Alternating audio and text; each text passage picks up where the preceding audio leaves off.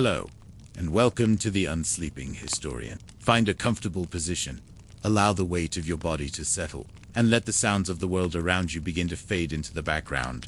There is nothing required of you here, nothing to do, but to listen, to let your mind drift on the currents of time. Tonight, our journey takes us to a place of immense scale and profound stillness. We travel back, nearly 1,000 years, to the vast, windswept grasslands of Central Asia, a sea of earth and sky known as the Steppe. When we think of the Mongols, our minds often leap to conquest, to the thundering hooves of 1,000,000 horses, and the formidable, world-altering figure of Genghis Khan.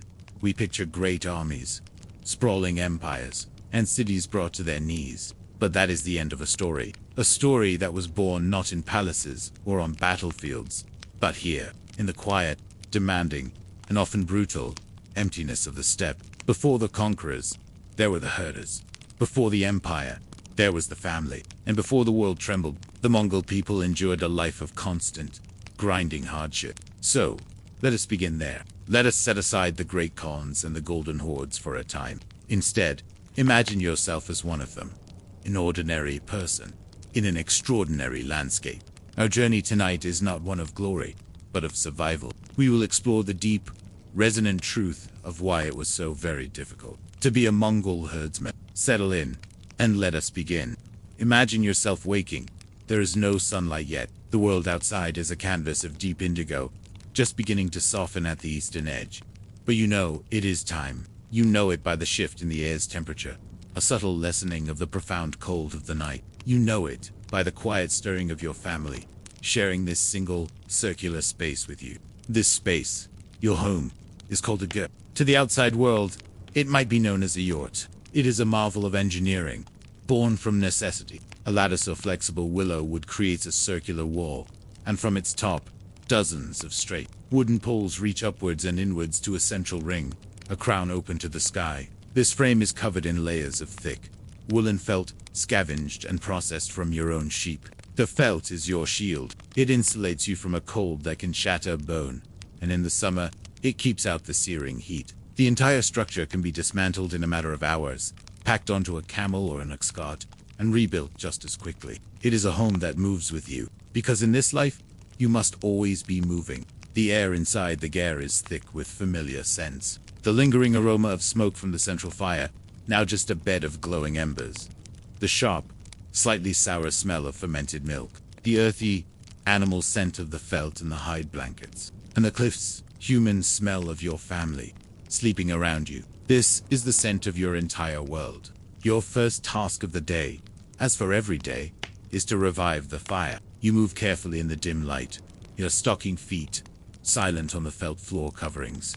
The fuel is not wood. Trees are a rare and precious sight on the open steppe. Instead, you use argle, dried animal dung. Yesterday, you and the children spent hours collecting the droppings of your own herds, the sheep, the goats, the horses. It is a task as natural and as necessary as breathing. The dried cakes of dung are stacked near the entrance, a humble but vital store of warmth. You place a few pieces onto the embers, blowing gently, patiently, until a small, tentative flame flickers to life, casting dancing shadows against the curved walls of your home. This fire is the heart of the family. It is where the food is cooked, where water or in winter, snow is melted for tea, and where you gather for warmth and what little light you have against the immense darkness of the steppe. The smoke, for the most part, finds its way out through the crown of the ger. The tuno, but enough always remains, a constant presence in your eyes and lungs. It is a small price to pay for survival. As the fire grows, the gyre slowly awakens. The rustle of blankets, the soft murmurs of your children, the grunt of your father. Life is lived communally, with little concept of privacy. The space is carefully divided by tradition, not by walls. The back of the ger, opposite the door, is the most honored position, reserved for elders or respected guests. The left side is for the men and their tools, bows, arrows, saddles. The right side is for the women, for the containers of milk, the cooking implements, the sewing needles. Every object has its place. In a life of constant movement, order is not a luxury, it is a vital discipline. Now, with the first hint of dawn painting the sky, the day's labor begins in earnest. You pull on your boots, your thick woolen tunic, and your outer coat. The deal, it is a versatile garment, worn by men and women alike, wrapping around the body and tied with a sash at the waist. In the winter, it is lined with fur. In the summer, a lighter version is worn. It serves as your coat during the day, your blanket at night, and its folds and sash create pockets for carrying the essential tools of your life. Stepping outside the low, wooden door of the gar, the air hits you. It is vast, it is cold, it is utterly pure. The sky above is a spectacle of impossible scale, a dome of slowly brightening color that stretches from one horizon to the other, without a single tree or building to interrupt its expanse. The land rolls away in every direction, a tapestry of brown and pale green, dusted with frost. In the distance, you can see the rest of your camp, a handful of other gers, their smoke beginning to rise in thin, straight columns into the still air. And all around, there are the animals. The herds are the center of your existence. They are your wealth, your sustenance, your transportation, and your constant, unending responsibility. Your family's life is dictated by their needs, and their first need of the day is to be milked. This is primarily the women's work. You join your mother and sisters, carrying wooden buckets towards the horses. The Mongol horse is not a grand, noble steed. It is small, sturdy, and incredibly resilient, with a shaggy coat and a notoriously stubborn temperament. But it can survive where other animals would perish. Milking a mare is a difficult art. They are skittish, and you must be patient, speaking in low, calming tones as you approach. The milk is not plentiful, but what you collect is precious. Most of it will not be drunk fresh. It will be poured into a large leather bag, a kukor, that hangs inside the ger. Over the course of the day, it will be stirred, again and again, by anyone who parts it. This constant agitation, combined with the work of residual cultures from previous batches, begins a process of fermentation. This creates irag, or fermented mare's milk. It is the national drink, a sour, slightly fizzy, and mildly alcoholic beverage. For us, the taste might be shocking, an acquired taste to say the least. But for you, it is your primary source of vitamins. In a land with almost no agriculture, where vegetables are a fantasy and fruits are a rare, wild forage treat, irag is what keeps scurvy at bay. It is medicine. It is nourishment. It is the taste of home. The sheep and goats are milked as well. Their milk is richer, destined to be boiled and processed into a variety of dairy products that will sustain you through the long, lean months of winter. You will make hard, dried curds called arrowal, which are almost as tough as stone, but can be gnawed on for sustenance for months, even years. You will make biaslag, a simple, unsalted cheese, and grim, a thick clotted cream skimmed from the top of boiled milk. Your diet, for much of the year, will consist almost entirely of these things: milk, cheese, curds, and yogurt. Meat is valued, but your animals are too precious to be slaughtered regularly. An animal is only killed for a feast, or when it is old, or when necessity becomes truly dire. The rhythm of your life is the rhythm of dairy. This entire process to fire, the milking, the churning, the boiling is repeated every single day. It is a cycle of labor that knows no weekend, no holiday. The herds demand it. The seasons demand it. And the seasons are the true rulers of the steppe. The summer is a brief, glorious reprieve. The grass grows long and green, jeweled with wild flowers. The animals grow fat. The days are long and warm. There is an illusion of plenty. But even summer brings its own hardships. The sun can be relentless, beating down on the shadeless plains. Dust storms can rise up with terrifying speed. Vast walls of brown earth that blot out the sky and force you to huddle in your ger, the fine grit seeping through every tiny crack in the felt. There are insects, swarms of them, that plague you and your animals. And there is the constant work of preparing for what you know is coming. Every moment of surplus, every extra pound of fat on a sheep, every block of dried curd, is a deposit in the bank of survival against the great enemy. Winter. The transition to winter is slow, then sudden. The winds turn colder. The grasses fade from green to yellow, then to a brittle brown. The sky takes on a harder, metallic hue. The first snows are a warning. Soon, the land will be buried. Winter on the steppe is a different state of being. The temperature plunges to levels that are difficult for us to truly comprehend. -30. -40 degrees Celsius is not uncommon. At these temperatures, exposed skin freezes in minutes. The wind is a physical force, a constant predator seeking to steal every calorie of warmth from your body. Your multi-layered deal is your lifeline.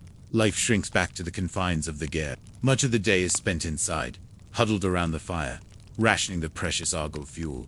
The work, however, does not stop. The animals must still be watched over. They must be guided to places where they can use their hooves to scrape away the snow and find the frozen grass beneath. This is a constant, desperate search. If the snow is too deep, or if an ice crust forms over it, the animals cannot feed. They will weaken, and they will begin to die. This event has a name, the jute. It is a word spoken with fear. A jute is a natural disaster, unique to this part of the world. A winter so severe that it causes mass livestock death. It can be a white jute, where immense snowfall buries the pasture. It can be a black jute, where a lack of snow exposes the animals to the full, lethal force of the wind and cold. Or it can be an iron jute, where a brief thaw followed by a snap freeze encases the entire landscape in a sheet of impenetrable ice. For a herding family, a jute is ruin. Imagine watching your wealth, your food source, your entire future, fall over and die, one by one, in the snow. Imagine the silence that follows, the desperate knowledge that you may not have enough to survive until the spring. This is not a rare, once-in-a-lifetime event. It is a recurring threat, a shadow that hangs over every winter. The history of the steppe is a history of families and clans being wiped out, not by war, but by the weather. And even in a normal winter, the hardship is immense. Water must be obtained by melting snow, a time-consuming process. The animals grow thin, your own food supplies dwindle. The diet becomes a monotonous rotation of dried curds and whatever meat you have managed to preserve. The nights are crushingly long, and the night brings its own fears. The greatest of these is the wolf. The steppe wolf is a formidable predator, large and intelligent. They hunt in packs, and they are masters of this environment. For you, the sound of a wolf howling in the frozen darkness is not a romantic call of the wild. It is a direct threat to your livelihood. Your family's dogs are your first line of defense, brave and ferocious, but they are often no match for a determined pack of wolves. At night, the men of the family may have to stand watch, armed with bows and spears, their breath freezing in the frigid air. The herds are brought as close to the gears as possible, a nervous, bleating mass in the darkness. Imagine yourself lying in the ger, listening. The wind whistles around the felt walls. The fire crackles low. You hear the restless stirring of the sheep just outside, and then you hear a distant howl. Then another, closer. You can feel the tension in the small space. Your father is already awake, reaching for his bow. You hear the dogs begin to bark, a frantic, desperate sound. The sounds that follow are a confusing jumble in the dark, shouting, the panicked bleating of sheep, the savage snarling of dogs and wolves.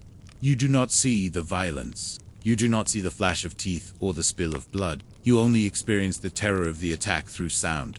Huddled inside the relative safety of the ger, you are keenly aware that the felt walls are just that. They are a psychological barrier, not a physical one.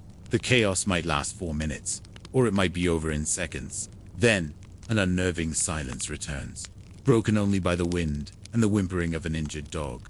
In the morning, the cost is revealed. A sheep, maybe two, dragged away, its life poured out onto the frozen ground. You see the tracks in the snow, the signs of the struggle. For your family, this is a devastating loss. It is less milk, less wool, less meat for the future. It is a direct blow to your chances of survival. There is no gore in your mind, only consequence. The grim reality is tallied not in blood, but in the cold calculus of winter. Each animal loss is a step closer to the edge. This is the constant struggle. It is a life of perpetual motion, following the grass, moving your home for 5, maybe 10 times a year. It is a life of exposure to extreme, often lethal, weather. It is a diet of profound monotony, a constant battle for basic nutrition. And it is a life lived under the constant threat of predation, where the howl of a wolf in the night can signal the loss of your family's future. There is a beauty here. Of course, the immense, stardusted sky at night, the fierce loyalty of the family unit, the profound connection to the animals and the land. But it is a beauty forged in hardship. The people of the steppe are resilient, resourceful, and tough because they have no other choice. Their character is shaped by the wind, the cold, and the vast, unforgiving emptiness of their world. It was this life, this constant struggle for existence, that created the foundation for what was to come. It forged a people who valued strength, endurance, and absolute loyalty. It created a world where a leader who could promise security, who could organize this chaotic existence and provide a buffer against the brutality of nature, would be followed to the ends of the earth. This harsh, demanding life on the steppe was the crucible that would soon produce a conqueror capable of changing the world. But that is a story for another part of our journey. For now, just rest in the knowledge of this daily existence, the smoke-filled air, the endless sky, and the constant, rhythmic work of survival. The life of the herdsman, which we have just explored, was a crucible. It forged a people of immense resilience, bound by loyalty and hardened by a world that gave no quarter. This endless struggle for survival on the steppe created a deep well of human energy, a force of endurance and will. For centuries, this energy was directed inward, focused on the family, the clan, and the endless cycle of the seasons. But then, a single man emerged who would change everything. Temujin, who would become the great Khan. He took the disparate, often warring tribes of the steppe and unified them with a singular vision and an iron will. He gave that immense, stored energy a new direction. Outward, the survival skills of the herder became the campaign skills of the soldier. The ability to endure any weather, to live off the land, to navigate vast distances, and to fight with a fierce, desperate courage. These were no longer just tools for protecting the herd from wolves. They became the instruments of an army unlike any the world had ever seen. And so, the Mongol nation, born of hardship, began to expand. It moved beyond the grasslands, encountering the great, settled civilizations that lay at its borders. Rich, ancient empires with towering cities, bustling markets, and long histories of art, science, and philosophy. One of the greatest of these was the Khwarezmian Empire. Imagine a world entirely different from the one in our last segment. The Khwarezmian Empire, centered in modern-day Iran and Central Asia, was a jewel of the Islamic Golden Age. Its cities, Samarkand, they were centers of immense wealth, with sprawling bazaars filled with silks, spices, and perfumes. Their libraries held vast collections of knowledge. Their mosques were architectural wonders of intricate and their scholars were leaders in mathematics, astronomy, and medicine. To the Shah of Khwarezmia, the Mongols were a distant rumor, a primitive nuisance from the desolate lands to the east. He ruled a sophisticated, urban society, and he could not conceive of a threat from a people who lived in felt tents and drank fermented milk. This was a fatal failure of imagination. Genghis Khan, for his part, initially saw Khwarezmia not as a target for conquest, but as a potential trading partner. He sent a caravan, a vast procession of merchants with 500 camels, laden with goods, seeking to establish a new route along the Silk Road. It was a hand extended in commerce, but in the Khwarezmian frontier city of Otrar, the local governor, a relative of the Shah, grew suspicious, or perhaps just greedy. He accused the merchants of being spies, seized their valuable goods, and had the entire caravan, hundreds of men, put to death. Only a single camel driver escaped, making his way back across the deserts and grasslands to deliver the terrible news to the Khan. In the world of the Mongols, the safety of an emissary was sacred. This act was more than an insult. It was a profound violation of universal law, an act of unforgivable treachery. Genghis Khan, ever the pragmatist, sent a second delegation, 3 ambassadors, directly to the Shah himself, seeking justice. He demanded that the governor of Otrar be handed over for punishment. The Shah, in a display of supreme arrogance, made the decision that would seal the fate of his empire. He had the chief ambassador executed. The other 2 had their beards shaved, off a mark of profound humiliation, and were sent back to the Khan. When they arrived, and Genghis Khan saw what had been done, the course of history was altered. His reaction was not one of hot-blooded rage, but of a cold, silent, and terrible fury. As the story is told, he climbed a mountain, bared his head, and prayed for 3 days and 3 nights, promising the sky god that he would exact a vengeance from which the Khwarezmian people would never recover. The machinery of revenge began to turn. An army of over 100,000 Mongol warriors, along with their allies and auxiliaries, was assembled. It was a force forged on the steppe, but now it was a disciplined, organized, and brilliantly led military machine. They moved west, a tide of destruction flowing out of the east. The great cities of the Khwarezmian Empire began to fall. Bukhara, a center of religious learning, was sacked. Samarkand, the magnificent capital, was taken. The Mongol strategy was consistent and terrifying. They would demand surrender. If a city complied, its people might be spared, though its wealth would be stripped. But if it resisted, if it dared to fight back, its fate was sealed. The Mongol policy was to make an example of those who resisted, to use terror so completely and systematically that other cities would be too frightened to even contemplate defiance. And this brings us to the city of Nishapur, located in the province of Khorasan, in what is now northeastern Iran. Nishapur was no mere fortress. It was one of the great cultural centers of the medieval world. For centuries, it had been a home to poets, theologians, and scientists, including the famed Omar Khayyam. Its pottery was prized, its markets were vibrant, and its people were proud of their heritage and their beautiful city. As the Mongol armies swept through the region, a contingent led by one of Genghis Khan's most trusted generals, Takaka, who was also his son, approached Nish. The city's leaders, perhaps hoping they could withstand the storm, chose to resist. In the initial fighting that took place outside the city walls, an archer from Nishapur, that single arrow found its mark, and Takuka, the Khan's son-in-law, fell from his horse, his life extinguished. The news of his death made its way back to the main Mongol force, and to Tului, Genghis Khan's youngest son, who was now leading the campaign in Khorasan, and it made its way back to Genghis Khan himself.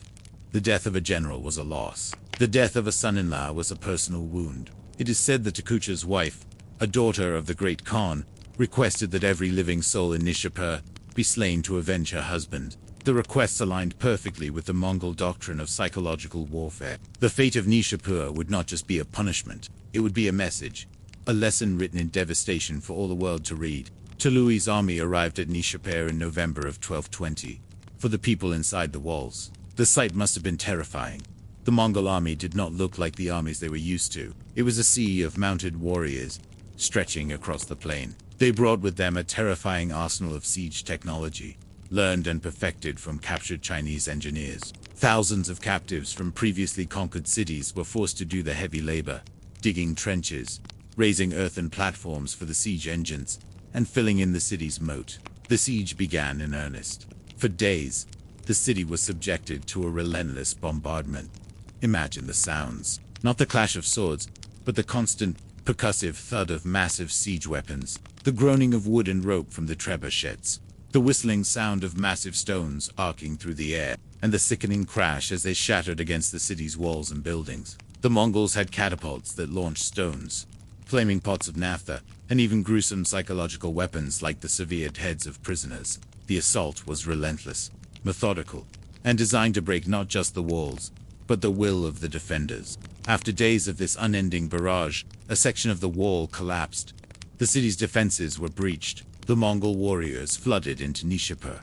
The city fell. The leaders of Nishapur, seeing that all was lost, surrendered, likely hoping for some measure of mercy. But for Nishapur, there was to be no mercy. The order that came from Tului, acting on his father's will, was absolute. The city was not to be just conquered, it was to be the historical account, primarily from Persian historians like Automalik Juvani, who wrote decades later, describe what happened next with a kind of awed horror. The entire population of the city was ordered out onto the open plain. They were methodically sorted. The artisans and craftsmen, the weavers, the metalsmiths, the engineers were separated out. Their skills were valuable to the Mongol war machine, and they would be taken into servitude, sent back to the Mongol homeland to work for their new masters. The rest of the population, the men, the women, the children, were condemned. The order was given for their complete and total extermination. Mongol soldiers were assigned quotas, tasked with executing a certain number of people, to ensure that the order was followed, and that no one was feigning death. The command was given that the city should be leveled, and that even the cats and dogs in the streets should be killed, so that no living thing would remain. Juvani reports a number that has echoed through history: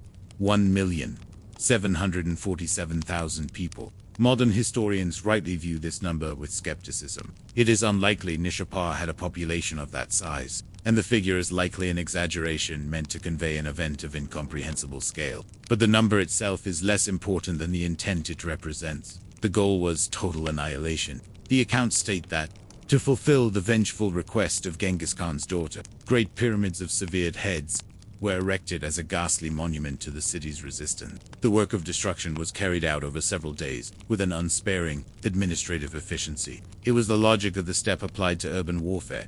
A problem was to be solved completely, permanently, and in a way that prevented it from ever arising again. When the slaughter was complete, the final command was carried out. The city of Nishapa was systematically demolished. Its beautiful mosques, its libraries, its gardens, its homes all were torn down until nothing remained but a heap of rubble. The very ground where the city stood was then plowed, and barley was sown over the ruins. The message was clear. This place is no more. It is as if it never existed. 4 years after, travelers on the Silk Road would speak of the eerie silence that hung over the plains where the great city of Nishapa once stood. This event, in all its chilling detail, was not an act of mindless, chaotic rage. It was a calculated act of state policy. It was a tool of empire. The story of Nishapa, and of other cities that met a similar fate, traveled faster than the Mongol armies themselves. It was a weapon that struck fear into the hearts of kings and sultans hundreds of miles away. It told them that resistance was futile, that to stand against the will of the Khan was to invite not just defeat, but utter oblivion. The same people who battled the Jude and the wolf with grim determination now battled empires with that same unyielding, unforgiving logic. The harrowing tale of Nishapa is a story of what happened when the harsh survivalism of the steppe was unleashed upon the settled world. Armed with a singular purpose and a capacity for methodical revenge that the world had never before witnessed, it was a new and terrifying form of warfare, and its echoes would shape the continent for centuries to come. Silence. The silence left behind at Nishapa was the silence of policy, a deliberate, methodical emptiness. We have witnessed the external face of the Mongol Empire, its terrifying efficiency, its capacity for strategic cruelty, its overwhelming force. It is easy, from our vantage point, to see only this, to see a force of nature, inscrutable and destructive. But no people sees themselves that way. Every nation, every culture, tells itself a story that explains who they are, where they came from, and why they do the things they do. To truly understand the Mongols, we must try to hear their story in their own words. To do that, we must turn from the chronicles of their enemies and seek out a voice from within. Imagine a single manuscript, an object that should not exist. It is the most important document of the Mongol Empire, their founding epic, and yet for centuries, it was lost to the world. It contains their history, their mythology, their view of the cosmos, all told from their own perspective. It is called, fittingly, The Secret History of the Mongols. Its survival is a quiet miracle. The original text, written in the Mongol language using a script adapted from the Yugur people, has vanished completely. We have no idea what it looked like, or how many copies were made. But we know it was composed shortly after Genghis Khan's death, around the year 1240, has a private history for the royal family. It was secret, meant only for the eyes of the Khan's descendants, to remind them of their origins. How, then, do we have it? It survived because of the foresight of a different empire, the Ming dynasty in China. In the late 14th century, long after the Mongol Empire had fractured, the Ming court, which had overthrown the Mongol Yuan dynasty, used this secret history as a language-learning textbook.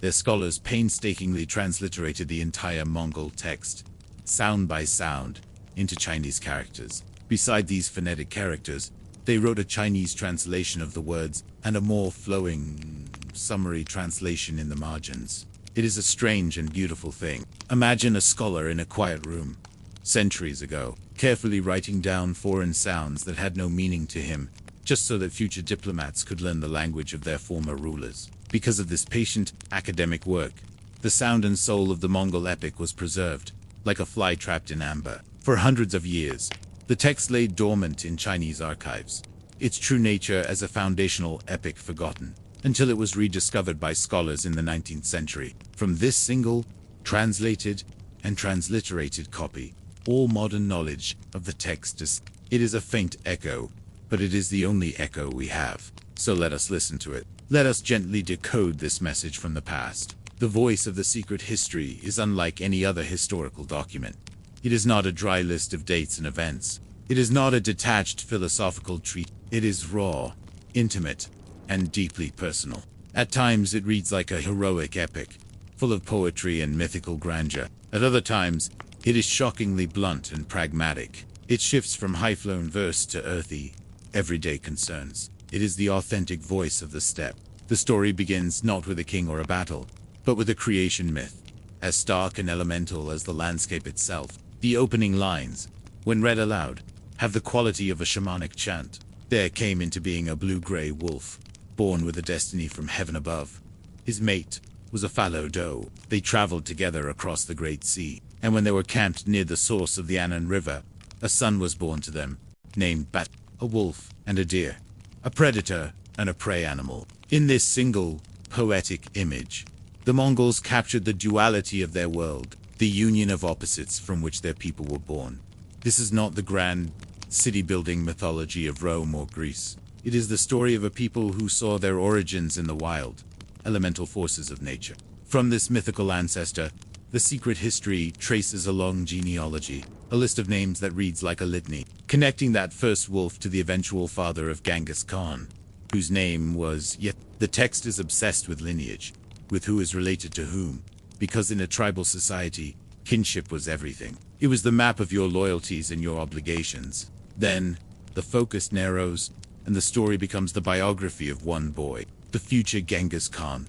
And the story it tells is not one of a child destined for glory, but of a life plunged into the deepest hardship, echoing the very struggles we explored in our first segment. The text tells us that when Temujin was only 9 years old, his father Yasuge was poisoned by a rival tribe. His father's followers, seeing no use for a widow and her young children, abandoned them. Overnight, Temujin's family went from being respected members of a clan to left to fend for themselves on the unforgiving steppe. The secret history lingers on this period of suffering. It describes how Temujin's mother, Poland, tied her sash up high and foraged for wild fruits and roots to feed her children. It speaks of the family's poverty, their fear, and their constant hunger.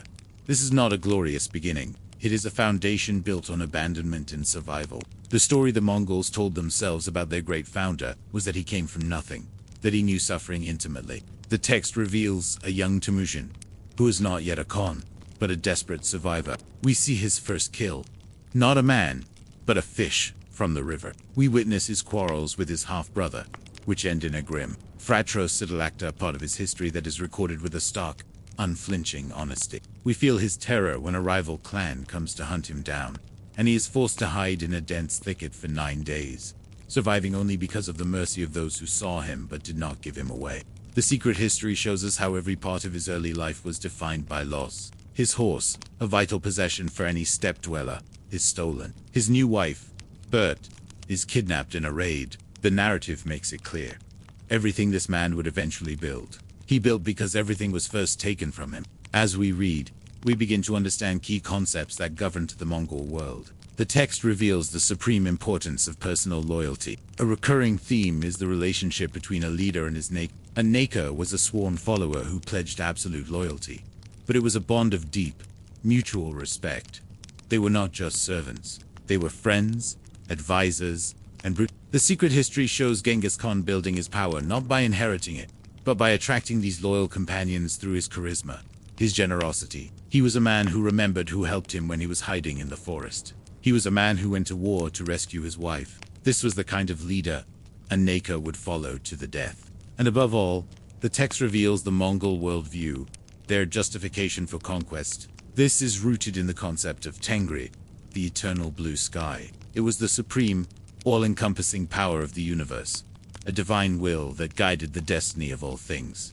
Throughout the secret history, every victory, every success that Temujin achieves is attributed to the will of heaven. When he is in his darkest moments, he prays to Tengri. When he unites the tribes, it is because Tengri has given him the strength. When he embarks on his conquests of other nations, it is presented as a divine mandate. He had been given the mission by the eternal sky itself to bring the whole world under one rule. This provides a vital context for an event like the destruction of Nish. From the Mongol perspective, as recorded in their own history, this was not simply revenge or mindless brutality.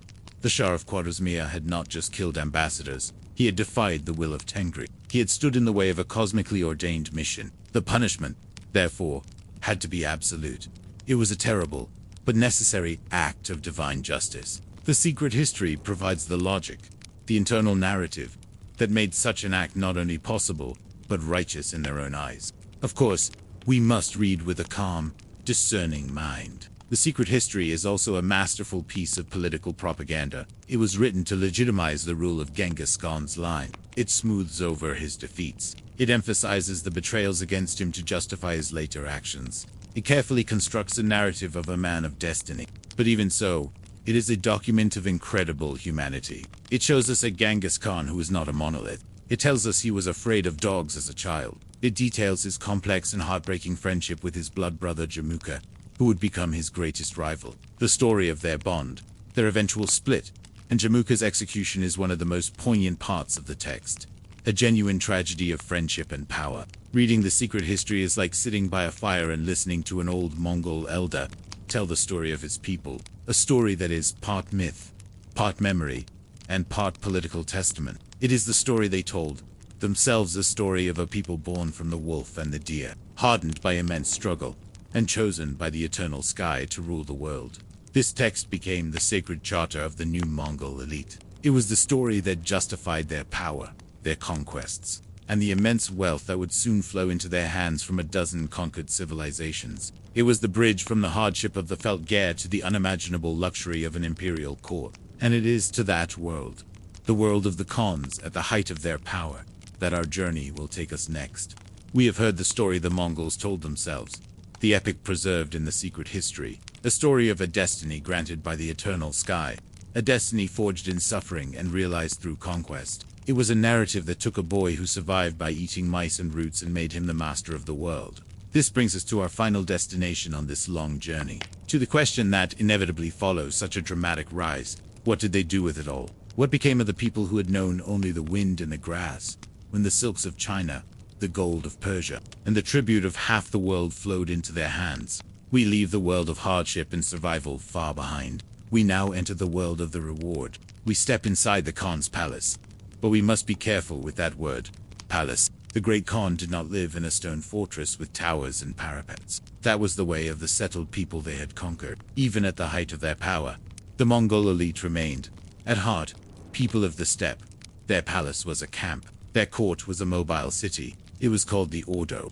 Imagine the Ordo of the great Khan, or even that of one of his powerful sons or wives. It is a city of gers, hundreds, perhaps thousands of them, arranged in neat lines across the plains. But these are not the humble, smoke-stained dwellings from our first segment.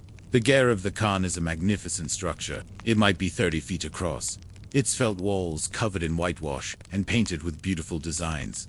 But inside, it is transformed. The lattice walls are no longer bare wood. They are draped in priceless silk brocades from China. The floor is not covered in plain felt, but in rich, woven carpets from Persia. The wooden poles that support the roof are sheathed in gold leaf, shimmering in the light from the central fire. At the back of the ger, in a place of honor, sits not an elder, but the Khan himself, upon a throne of carved wood or ivory, sometimes decorated with captured gold.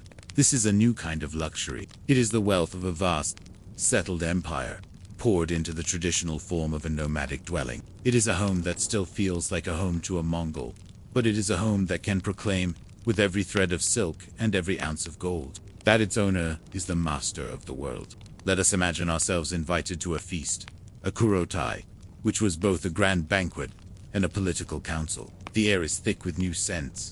The familiar smell of roast meat is there, but it is no longer a rare treat. It is a mountain of mutton, beef, and horse, roasted whole, and with it are smells entirely alien to the old steppe.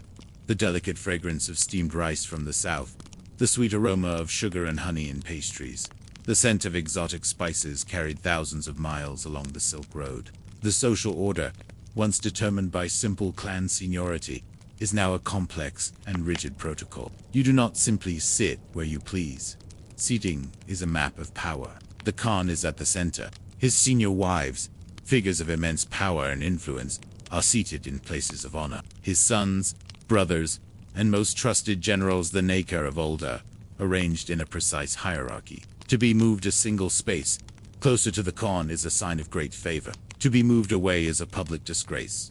As you sit on a low cushion, you are served not from a simple wooden bowl, but from porcelain dishes from China, and in silver and gold goblets from Persia. The drink of the steppe, erag, is still present, served out of tradition and respect for the old ways. But now, it is joined by wines from the vineyards of Persia and Georgia, and rice wine from China. Each time a drink is served to the Khan, a herald cries out, and the entire assembly may be expected to drink together, often to the accompaniment of music.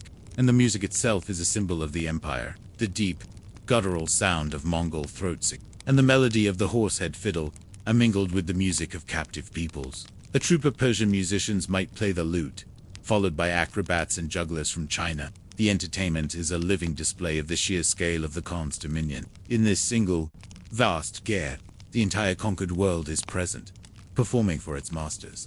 Life in the elite was not just about feasting. It was a complex political and administrative world, and at its center were the women. This was not a society where women were relegated to the background. The senior wives of the Khan were titans of politics and commerce.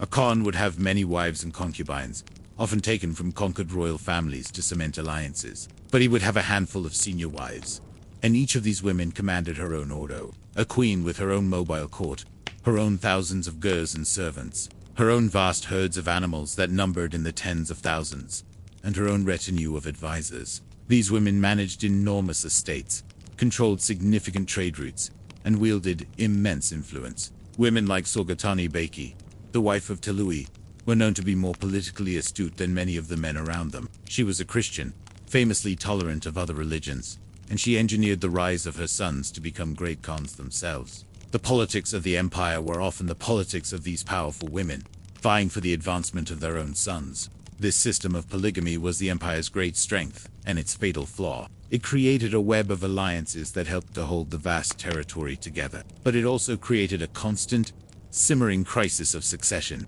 With so many sons from so many powerful mothers, the question of who would inherit was a source of endless intrigue and, often, violent conflict. The unity that Genghis Khan had forged through sheer will began to fray as his grandsons and great-grandsons vied for supremacy. The fate of the largest land empire in history was often decided by the rivalries that played out within the golden walls of these magnificent tents. Life in the order was a world away from the constant struggle of the common herder. The elite were sheltered from the brutal realities of the Jude and the wolf. Their daily rhythm was not the rhythm of milking and churning, but the rhythm of power, receiving emissaries, dispensing justice, managing tribute, and planning campaigns. It was a life of incredible luxury, built on the foundations of a brutal military machine, and justified by a belief in divine destiny. It was the ultimate reward for the hardship their ancestors had endured. And so, our long journey through the world of the Mongols comes to a gentle close. We began in the quiet austerity of the steppe, in the smoke-filled air of a simple felt gare. We felt the biting wind and understood the daily, grinding hardship that forged a people of unparalleled resilience. From there, we witnessed the terrifying result of that resilience. When it was unleashed upon the world, we stood in the silent, smoking ruins of Nishapur, and felt the chilling logic of conquest as a tool of empire. We then sought to understand the heart of that logic, peering into the pages of a secret book. We heard the story the Mongols told themselves, a story of a divine destiny born from suffering, a narrative that gave meaning and righteousness to their actions. And finally, we stepped into the golden court of the Khans, and saw the fruits of that conquest, a world of almost unimaginable luxury, a complex society of power and intrigue, a world away from the humble origins of their ancestors. From the taste of dried curd to the taste of Persian wine, from the fear of the wolf to the command of 1,000,000 soldiers, from a life dictated by the seasons to a life that altered the seasons of nations. The story of the Mongols is a story of contrast, of a journey from one state of being to its polar opposite. But now, it is time to let these stories go. Let the echoes of history fade. Let the images of the steppe, the ruined cities, and the golden tents dissolve like mist. Let your mind drift away from the past and come to rest gently in the present, in the quiet comfort of your own space. Feel the softness of your bed, the weight of your blanket. Notice the calm rhythm of your own breathing. There are no herds to guard tonight, no empires to build or to fear. There is only this moment, this quiet, this peace. The struggles of the past are a distant shore, and you are drifting now, on a calm and quiet sea, towards the welcoming coast of sleep. There is nothing more to do, nothing more to see. Just rest now, just sleep.